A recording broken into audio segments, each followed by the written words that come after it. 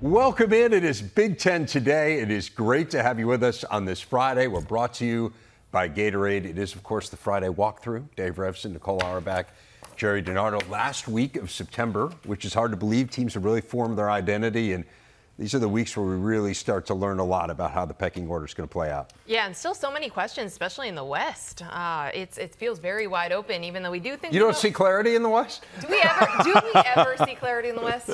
No, we never do. Although I think it's a little clearer actually this year than in past years, because I think there's, maybe 2 or 3 teams that have already separated themselves. Because you take Minnesota, not as consistent as they've been in the past, right? So I think their journey is going to be a little tougher to get there. I always thought that they were almost in it every year. Yeah. I'm not sure. Illinois, I thought would get off to a fast start. But their crossovers, because it's also scheduled Friday, yes, of course. and their crossovers favor Illinois. And when it comes down to winning the West, you got to start with the crossovers. They do. I still think they're going to get better. I do too. I'm interested to get your guys' take on their game against Purdue, which I think is a really kind of sneaky, interesting game. But let's get into it. It's our big story. It is the same every Friday. It's the schedule. Here's what's coming up. We got 5 conference games, 2 in the non-conference. The early window features 6th-ranked Penn State in Evanston. Number 2, Michigan heads to Lincoln. That is in the mid-afternoon window. We've got Indiana, Maryland, that Illinois-Purdue game we were just talking about, Michigan State, Iowa. Those are the other conference games. Let's start with the 2 ranked teams. Michigan is on the road for the first time. They're in Lincoln against the Huskers. Nebraska has played better here these last couple of weeks. They have a defense that has elevated itself. Do you guys envision a scenario where they can give Michigan a hard time and maybe even sneak away with a win? Well, I think they can absolutely give them a hard time. I mean, especially if you think about where they've been so good defensively against the run. Right. And Michigan is a team that loves to run the ball, but they're running it at a little bit less of a prolific rate than they did last year. So I do think that could be a big opportunity for Nebraska. And it's actually a great test as well for one of the best defenses. They're only giving up 46 rush yards per game. And obviously Michigan's going to want a lot more than that. Right. They lead the conference in rush defense. And we've talked about this a lot all weeks through that season. This 3-3 defense, which is a unique scheme of Tony White's. He came from Syracuse, and they're running it because Matt Rule wanted some unique identity on defense, and he certainly has gotten it. If you go back to the Minnesota game, the only way you can get someone out of this 3-3 stack is to play a tight end and maybe sometimes a tight end in the wing, which is right up Michigan's alley. So if you're a typical spread team, you're going against 3 down linemen, 3 linebackers, and they are going every which way on the snap. And that's why it's one of the reasons they're holding everyone to 46 yards. Once you put a tight end in and a wing, they have to unstack. And that's what Minnesota did in the first game. Explain what you mean by unstack. Okay, so the basis of the defense is there's someone head up the center, head up the offensive tackle. So those are the 3 downs. Right. And then there's 3 linebackers stacked behind those 3 downs. Okay. And just visualize that on a snap, everybody can twist and everybody can rush through a different lane. To unstack them and to make it clearer to the offense who I'm supposed to block, you add another man. Now there's 3, so you unstack one of them. You add 2 tight ends, and now you wind up actually with 1 linebacker, or you bring somebody in from the secondary. Okay. So I will be shocked if that's not Michigan's strategy. Plus, it's part of Michigan's offensive DNA. Yes. That's what they do. So let's not think that Nebraska is going to be surprised by it. So they're going to have some good adjustments. And so to your point about can they get off to a fast start, can they stay with them? I think yes, because of what they do on defense. Completely agree. I think that's going to be the key, and that ultimate matchup of like strength and strength is going to be interesting. And try to make JJ beat you with his arm, right? We've seen defenses try to do that. The other key on the other side is can Nebraska not turn the ball over? We've seen them be much better, take care of the ball much better in these last 2 games. Dramatically so. Unsurprisingly, to win. So, we still don't know who's going to play at quarterback or if both quarterbacks are going to play, but that's going to be the biggest key on that side of the ball. Yeah, the only thing, Nicole, is I just think they're so one-dimensional, and Michigan's defense is so talented that... Right. You don't think it matters that much? Well, everything matters. I just think that's really where Michigan has an edge. Oh, yeah. Now, if if this defense can stop Michigan, then maybe it's a little bit closer. But Michigan's just so athletic on defense, and one-dimensional offense is going to struggle. giving up 23 points in 4 games, that Michigan defense has. But to your point, they're one-dimensional, as you say. They run it almost as much as anyone in the country. Does the fact that they run it effectively from the quarterback, does that, I understand it's still one dimension, it's still the run game, but does it make it a little bit harder to defend? Because there's no team in the nation that has gotten more rushing yards from its quarterbacks than Nebraska this year. I mean, it's pretty amazing when you think about like the service academies and the way they're built, often around quarterback run. For Nebraska to be leading the nation there tells you something.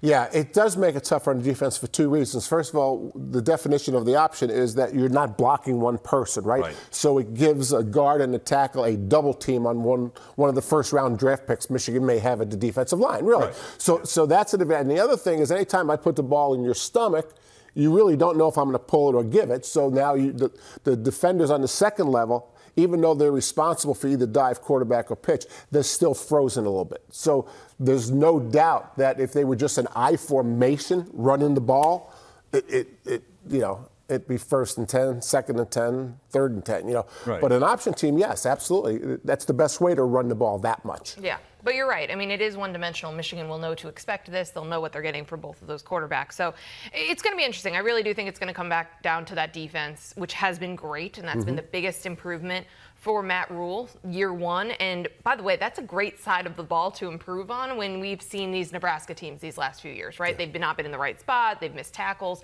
That's been a huge improvement. And so that's going to be the key to stay in it. And it's not just the run defense. They actually lead the nation in rush defense. I mean, it's really been exceptional. They're also leading the Big Ten in sacks. Now, in college football, that gets factored in, of course, to run defense, and that's part of the reason why those numbers are so good. But it does also speak to the fact that it's not going to be easy for J.J. McCarthy back there either. So you're already saying, hey, it might be a little bit of a struggle for Corum and Edwards. And now you're not just going to be able to sit back in the pocket and comfortably set up. And particularly when you look at, and we were talking about this yesterday, Jake Butt and I were, Michigan's offensive line is very good. There are teams that would fall all over themselves to have that offensive line. But has it quite meshed the way that it did last year or the year before? Probably not, right? It still feels like they're trying to figure it out just a little bit. Again, it's all relative, but just a little bit. And so maybe that creates an opportunity for Nebraska defensively. Let's move along. Penn State at Northwestern. It does not figure to be overly competitive, although certainly Northwestern guys has to feel a lot better than they did a week ago. This just feels like a really tough matchup for them, Jerry. Yeah, but I'd like to look back first. I mean, you watch the tape. Northwestern guys played really hard. And think about it. If a team was ever going to fold after a crisis, it'd have been Northwestern last week at halftime, right? Yeah. I mean, so they certainly haven't folded. David Braun deserves a lot of credit. The players deserve most of the credit. Interesting, James Franklin's approach to this game, right? Difficult place to play, but unusually why, right? Doesn't happen that often. White out, and now he's told his team there might be 17,000 people there. It's a sterile environment. Are we internally or externally motivated? You know, when I was at Indiana, I was on that side of it. You know, teams would come in, and a lot of them would really have to address that. That this isn't going to be a real exciting place to play. They have an unusual home field advantage, I think, is what James Franklin was saying, in the fact that it's not going to be, a crazy environment. It's also 11 a.m. local time, yeah, Jake, that's right? right? Penn State's been playing these big night games. Right. So, I mean, that's all, I think, really important for Penn State as they figure out how they're going to motivate each other and what their standard is going to be in this game, because they should be able to work through whatever they want to, right? We haven't seen Nicholas Singleton put up the yardage, I think, that we expect to see from him. Yeah. There should be a lot of opportunity for that. He's gotten in the end zone, but obviously Katron Allen's been kind of the one who's kind of gobbled up the yardage. So there's going to be opportunities for those types of things that they can work through. But you're absolutely right. The environment is totally different than what we've seen Penn State. And Drew Aller, as being the starting quarterback, they've thrived in those types of environments. So this will be very different. It is fascinating to look at Penn State, and as good as they've been, it hasn't been because of explosion in that run game. And that run game was so explosive last year. I mean, you remember the contrast from 2 years ago where I think the longest touchdown run of the season was 5 yards. And then basically everything. They were breaking these long runs. Right. And we haven't really seen that yet. for all, and I'm with you, by the way, 100% on, I think Northwestern's done an exceptional job because, and I've said this a couple times, not only could you have folded the tent at halftime against Minnesota, you could have folded the tent on July the 10th. Yeah, no doubt. And they have chosen not to do that. And again, everyone gets credit for that. But I think the truth of the matter, like you dig into some of these defensive stats, they're not really a dramatically better defensive team than they were a year ago. They're a little bit better offensively. They're certainly a little bit more dynamic. But it still feels like an opportunity for Penn State to kind of exert itself and show everyone just how good they can be offensively and how dominant they can be. Well, and they were so dominant last week. And so I think you've got to think that they can do that to opponents that they are more talented than on both sides of the ball. And they should be able to assert their will, and they should be able to work on things. The explosiveness point, I think, is a really interesting one. Jerry, I'd be curious your thought on why we haven't seen as many. But neither Katron Allen or Nicholas Singleton has had a rush of more than 20 yards. That's surprising to me. It's a trend in the conference. Look at Michigan. I mean, they're in the same boat. They've got two running backs, and there hasn't been a lot of explosion. To go back to Northwestern for a second, Rever, defensively, I think you'll appreciate that. They look more like Hank's defense than they did since Hank left. I think Northwestern fans would appreciate that. Scheme-wise. Yeah, right, I'm serious. Yeah. I mean, yes. They leverage the ball. They're more gaps. They're in the right place. There's no question about it. They just don't always make the play. Correct. Yeah. But that was different than. Yes. Oh, well, yeah. I mean, I'm watching and I'm saying that looks a lot like what Hank was doing. You know, whether the result of the play was good or bad, you know, I could tell before the snap that it looked like that. After the snap, you know, they seal the edge, for grabs. Things like that. Well, everything is, yeah. But it's interesting, like Singleton, he had 12 carries of 20 yards or longer last year. None. And he has none. I'm telling you, go to the Michigan stats, and I think we're going to find the same thing. It's interesting. So what do you? Well, Michigan's throwing the ball more. Right. Yeah. Okay. And you know, I haven't looked. A little more conservative too, I think, in the run game. I mean, Harbaugh was talking about taking his running backs out earlier in the game. He didn't want them to have that type of workload that maybe. Yeah. They spring a run like that. It could be two different reasons. Yeah. You know, but those two teams jump out at me that there's 4 running backs, and you look at the numbers, and I think a week ago I looked at the numbers, and Michigan guys were averaging 10 a carry, 10 a game. Yeah. You know, one was at 12, one was at 9, but both of them. Right, and he's talked about that, the wear, you know, less wear and tear on his guys. One last thought on this game before we move on. Northwestern moving the ball against Penn State. I mean, Iowa was completely incapable of doing it. There's two parties to all of that, right? Part of it is Iowa's ineffectiveness. Part of it is how dominant Penn State is. Northwestern certainly showed signs of life offensively in the fourth quarter. If they could just play like the fourth quarter. Yeah, absolutely. Right. I guess I wonder, can you protect Ben Bryant, right? You can only have that pass game if you can protect him, and it just doesn't feel like that's No, I mean, before, right now it doesn't feel like that. But emotion's a big part of the game. I mean, Northwestern certainly has to be in the best frame of mind that they've been in. And again, Penn State does have an issue if they think they're just going to show up. I mean, that's the anatomy of an upset, right? So you never know.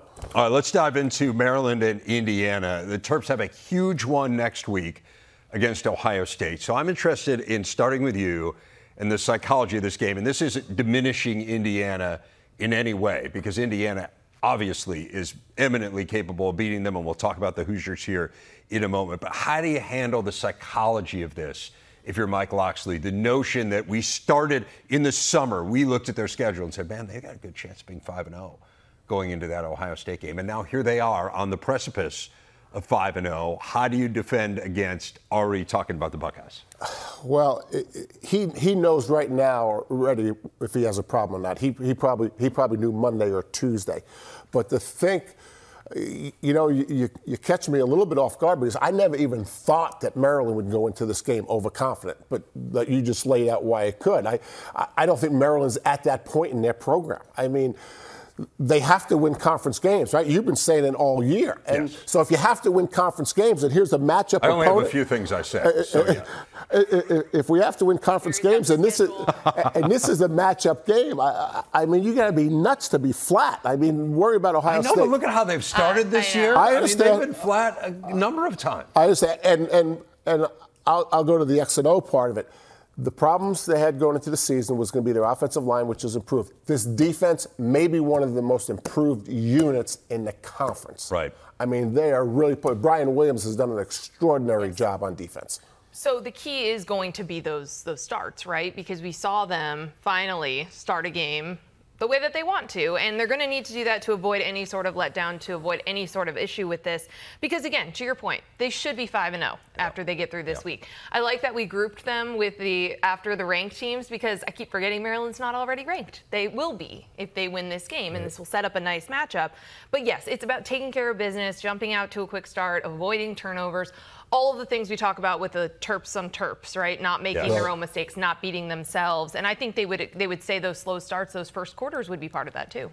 I don't think, if you would have rewinded a week ago, I don't think that I would have been viewing this game in the same way, right? And so now I look at it, I look at Indiana, and I think, man, I mean, they should have lost to They were, let's just say, they were incredibly fortunate. Yes. To win the game. Like if you're saying we're going to count on a team missing a 35-yard field goal, right? That's a risky way to live your life. And so now you look at them, and I mean, I look at a team that did a great job defensively against Ohio State, and then against Akron, the Zips are running all over them, and they can't stop the quarterback irons.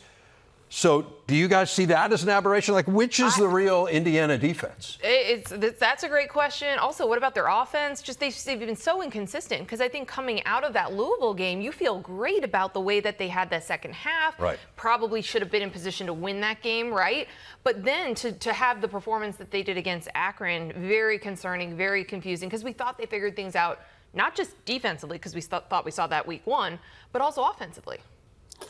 Yeah, I think emotions play such a part of this game. And again, I've lived this life. I mean, I haven't used the term Super Bowl for a couple of years, but if you're at Indiana, Akron's the Super Bowl, because you can't, that's a game. When you coach and you think about the games you've lost, the ones that keep you up at night are, I had the same amount of talent, a little less or a little bit more, and I lost the game. And so I could suggest to you, Indiana thought they were going to show up and beat this MAC team. And that's a problem. If that's the attitude they went into, it's hard to explain any other ways. You talked about the Louisville game. Yeah. So you're telling me that Indiana players didn't think, show up, we're beating a MAC team? Yeah. No, I mean, maybe, right? So maybe it is mentality. Like, I want to believe that this defense is the team we saw against Ohio State, because if it is, I think they have a chance. Oh, agree. But. And defense usually travels, usually is consistent week to week, opponent to opponent. So there's a lot of questions. They have to prove a lot, I think, to respond from that game. Yeah, it's going to be fascinating to see. It'll be interesting to see how the offense evolves. But I think if you factor out the Indiana State game, this is one of the lowest scoring teams in the Power Five. It's going to be a challenge. So that defense is going to have to be kind of where they were early in the season and where they were in the second half against Louisville for Indiana to have a chance. Our big stat brought to you by Gatorade. Michigan State has not had a whole lot of success in Iowa City in the Kirk Ferentz era, winning just 2 times in 8 visits. It ties for the 3rd best home win percentage for the Hawks against any team that's played there at least 3 times. Only Illinois and Minnesota have had less success at Kinnick than the Spartans have. These are 2 teams that did not play well a week ago. What are you looking for here? Well, looking for Iowa to do something offensively. I think they really need to prove that they can move the ball. And I think they'll have opportunities to in this game as well. But I think you're just coming off of arguably, or is it just the worst offensive performance of the Kirk Ferentz era? Like, you need to, A, stay on the field longer, but you need to move the ball. You need to put points on the board. You need to do all of these things, and you need to show your fan base and even within the locker room, within the team, that you can do that. And again, Michigan State has... It's been a struggle. They've gotten beat up by offenses that can really throw the ball, so maybe there's some opportunity for Cade McNamara. But in general, they just really need to right the ship and move the ball. Yeah, well, their offense will have somebody having their back, because this Iowa defense is going to really shut down the Michigan State offense. Yeah. I mean, Michigan State offense is really struggling running the ball. I think they're ranked 11th in the conference. Now, Iowa's defense is ranked like 10th. They were 4th a year ago for the season. So it's not the best Iowa defense, but it's a good enough Iowa defense to make Michigan State one-dimensional, and that's really Michigan State's biggest problem. It's not necessarily that they're not great in the run game, but when they get behind and down distance, their offensive line is struggling pass protection, and Noah Kim, quite honestly, is struggling with accuracy. And you put that in Kinnick, this is the kind of games that Iowa consistently wins, even with improvement on offense. No, absolutely true. And like this is Michigan State's hit such a rough stretch of their schedule. I know you love to talk about schedules here. Well, it's scheduled Friday. It is a scheduled Friday. Doing what I'm told. But like they going through what they're going through off the field with the suspension and then their coach getting fired. Then they have the best offense in football. Then they have one of the best offenses in the Big Ten. And now they go into Kinnick. Like, it's going to be a challenging environment for them. We're going to learn about them. They still have so much of the season to play for and to play through. But really, this is, I think, about Iowa. This is a great opportunity for the Hawkeyes. I do want to ask you to talk about Michigan State there. And there was some closure this week as we found out Mel Tucker is officially fired. Again, I don't think there was any belief that that wasn't going to happen this week, but that has happened. So I'm interested kind of mentality-wise in what you guys see from Michigan State. And then I want to talk a little bit about what's next. But, like, how do you feel like the closure factors in first? Yeah, I mean, it feels like this has been ongoing for a month. So I think just having that final chapter is important. It also technically opens the transfer portal for 30 days for these players. We haven't really seen this play out, Jerry, at all in season. So I'm curious to see. I don't think there's a huge advantage to going to the portal right now. I think you're better off probably finishing out the season, getting your tape and getting, if you're interested in leaving or seeing who the new head coach is. But that's kind of some of the immediate stuff that I'm interested in is related to that roster management, where the psyche of the team is, and again, just kind of getting through this really tough stretch from a football standpoint. Right, and I also think now it can be an official search, right? First, do you hire a search firm or do you do it on your own? Do you look for an established head coach? Do you look for an assistant head coach? Someone that has history with Michigan State, someone who doesn't have history with Michigan State, someone who has history with the Big Ten, someone who doesn't have history in the Big Ten. And then you and I were talking in the green room earlier, Nicole. Nowadays, what about if there's a coach who has a really good young quarterback? Yeah. I mean, are we package deal? Unrealistic? Right. Yeah. I hear you. I want to ask you, I mean, you throw out a bunch of scenarios there. I want to get some names from you. But real quick, like, what would you look for? You throw out a bunch of different possibilities. Like, if you're creating the next Michigan State coach, what are the credentials? I think the first thing I would eliminate is it doesn't have to have anything to do with Michigan State ties or Big Ten ties. I would erase those two. And then I'd go, I mean, I certainly would want to lean towards a head coach that's built a program, maybe that's taken over a program that was semi in crises and all that. But I wouldn't say there's no such thing as an assistant coach. I mean, Ryan Day's in his first coaching job. Marcus Freeman's in his first coaching job. When you take a first-time coach, there's going to be first-time head coaching mistakes. So you're going to have to be patient and live with that. That's why I think I lean towards sitting head coaches or people with head coaching experience. And I completely agree, though, on the building front and on looking at someone who doesn't have Michigan State ties, because I think there's a really good candidate pool this year of people who have done that, who have taken over at hard places and built programs that can be sustained. So I start with Mike Elko at Duke. I think what he has done just is a remarkable job. I'm a big fan of his. But to do it quickly, to go from a 3-win season to a 9-win season to then beating a top 10 opponent. They have game day for the first time. Like, this is a big deal for that football program. People weren't sure they could be good in this era of college football. Lance Leipold at Kansas, very similar deal, and they've really invested from a facility standpoint as well because of the success, piggybacking off of what they did last year. Great quarterback, by the way, in Jalen Daniels. Yeah, I want to get, when you're done, I want to get to the quarterback. Yeah, but I just think, like, Jonathan Smith at Oregon State, Jake Dickert at Washington State. Like Dickert, think of how similar like really difficult situation. Yes, Jake Dickert especially. Really difficult. He literally situation. Took over for a suspended and then fired coach. It is, that's why I'm saying I actually think this is a really interesting market for Michigan State to be looking for a coach, because you have so many of these established builders that I think are going to be interested in the job. Because you're also going to be in a world where the Big Ten and the SEC, everyone knows that the money and the resources are going to be different than everywhere else. So I think you're going to have a shot at head coaches in the ACC, Big 12, those remaining Pac-2 schools as well, because even if it's not Michigan and Ohio State, it's a really attractive job. And a word of caution, the experience I've had with search is don't hire the quarterback. In other words, be careful of hiring someone who has a great quarterback, because that quarterback has more to do with the wins and losses than the coach does it. And it's a fine line. And you have to really weigh that in there, that if that quarterback wasn't there, would I be talking to this coach? Don't hire the quarterback. That's really interesting. I'm going to be fascinated to see how Northwestern proceeds too, right? They're in similar situations. They need someone to come in and take over what has been a crisis situation and figure out a way to build. There may be some overlap with the candidates. I'm not sure how much, but really, really interesting. Speaking of coaching changes, we have seen a really good one in Illinois with Brett Bielema. That was a fabulous hire. I think we can all agree. Ryan Walters was his defensive coordinator, and now, of course, he's at Purdue, so we have kind of the familiarity bowl here. What do we think of this matchup? Yeah, this is a really interesting one. I think we had higher expectations for both teams, like in the first month of the season, than what we've seen. It's going to be an emotional game, a challenging game, you've got to imagine, for Ryan Walters. To me, this is going to come down to which team doesn't make mistakes. Purdue's been making a ton of mistakes, a lot of fumbles in the last two games.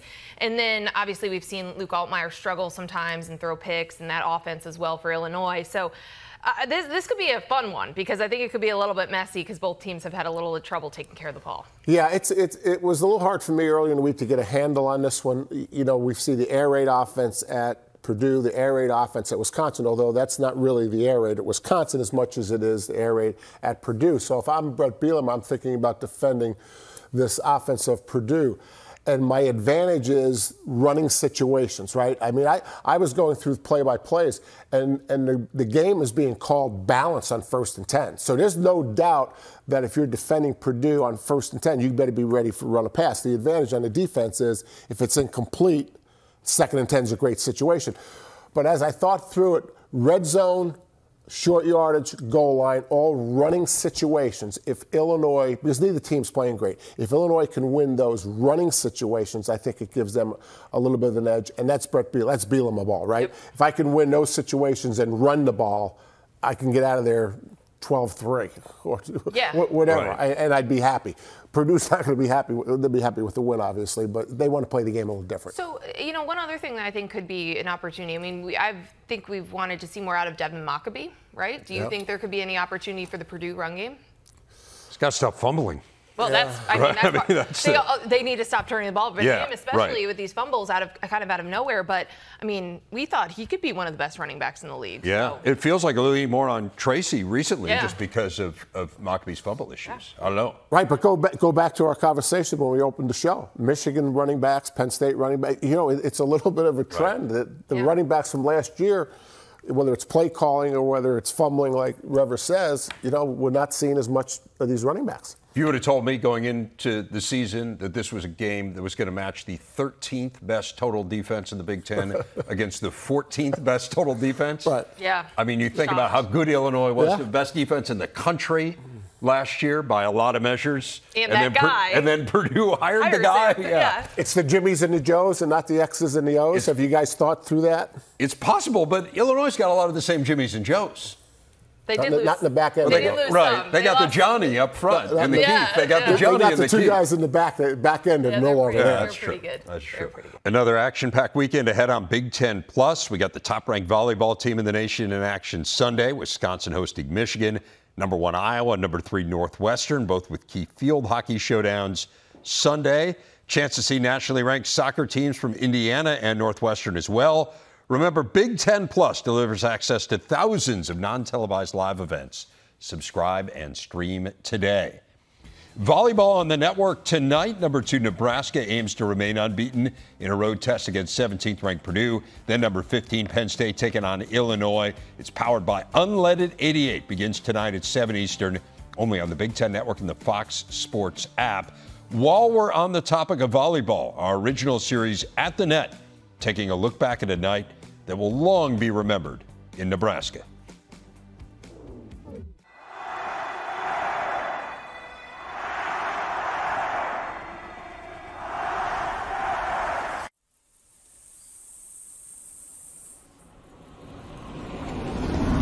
Exceptional service with local heart. And without further ado, we bring in Connor Onion of the Big Ten Network. Connor, We're here. 1 hour, 45 minutes, as you say, did you have 37 seconds until Volleyball Day in Nebraska begins.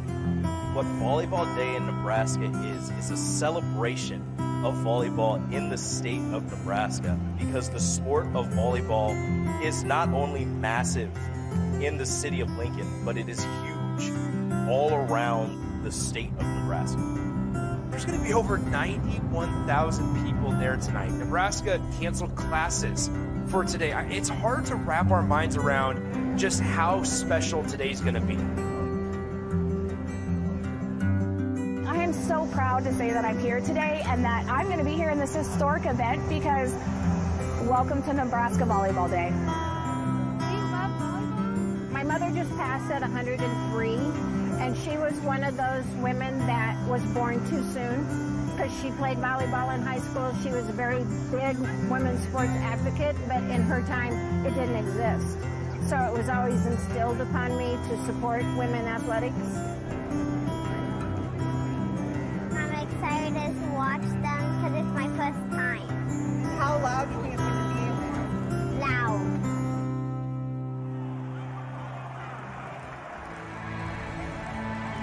Memorial Stadium packed all the way to the top row, and what a night for this program that's so beloved in this state and beyond its borders. What a night for this sport of women's college volleyball.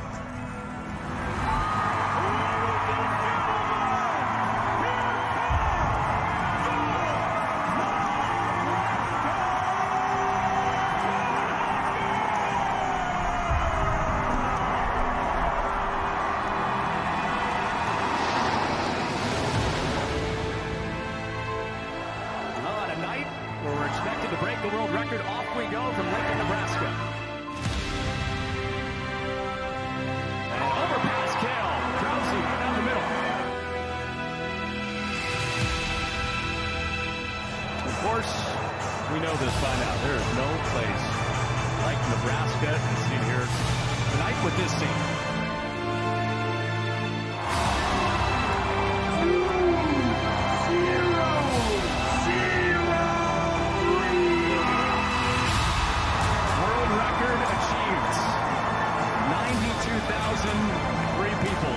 Turnstiles here tonight. We thought there was a pretty good chance. Now we know it. This game was set up to be a celebration of volleyball in the state of Nebraska, and what it turned into was showing that women's sports can do this. We can pack 92,000 people into a stadium to celebrate women's sports. This many people showed up tonight to make history.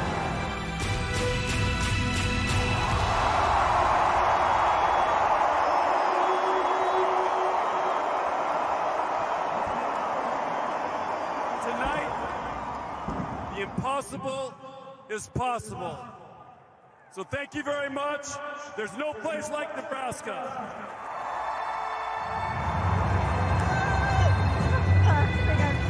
I know. So amazing.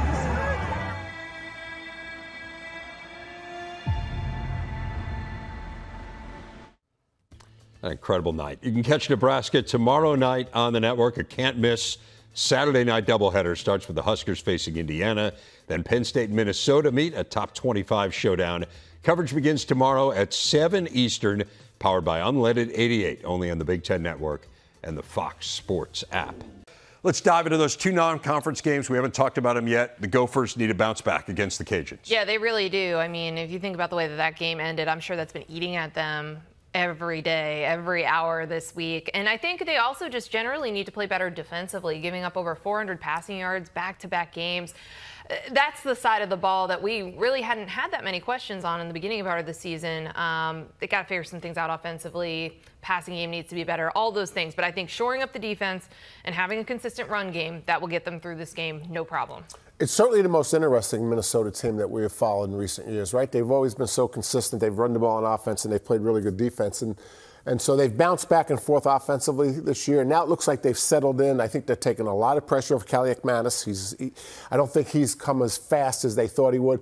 And then they kind of get that straightened out. And then last week, let's give Northwestern's offense credit, but that was a shocker that they couldn't hold up second half of of the Northwestern game. I mean, it's crazy to think they have now 2 successive weeks given up 400 or more passing yards. It happened once in PJ Fleck's tenure before that. Now it's happened back-to-back weeks. Right. So Louisiana can move the ball, by the way. Like that is a high-powered offense. So that might be a bit of a challenging game.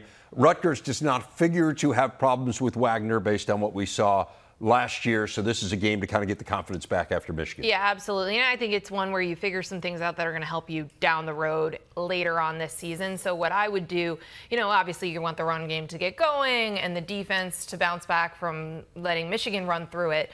But I would give Gavin Wimsatt the ball, let him throw it out, get some confidence in him in the passing game, because you're going to need that at certain points later in the season. That's right where I was going with Wimsatt. I just think, he starts 6 games last year. He's off to a fast start this year. They've obviously built the team around him on offense. He's the captain of the team, but he knows they're playing Wanger, right? So it's a little bit of a maturity test. I don't mean mentally mature. I mean football-wise maturity.